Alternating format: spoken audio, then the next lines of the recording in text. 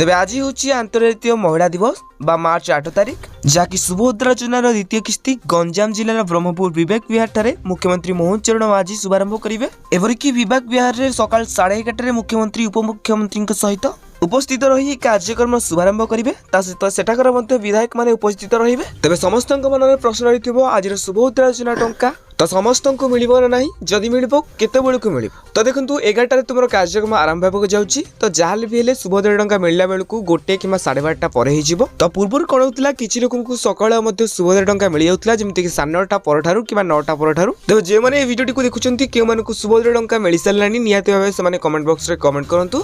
तेज आज सुभद्रा टंका 1 कोटी अधिक महिला मानक सुभद्रा टंका मिलवाक जाऊँगी तो जो मानक सुभद्रा टंका न मिल तो से सर्वे करें। तेज आज जहाँ किसी डाउट रोचे निहती भाव कमेंट बॉक्स में कमेंट करने सहित वीडियो गुरुत्वपूर्ण लाइक करूँ। तेज आपको ये सुभद्रा योजना खबर पाए आम चैनल को सब्सक्राइब कर टेलीग्राम चैनल जॉइन जहाँ की लिंक डिस्क्रिप्शन में अच्छी।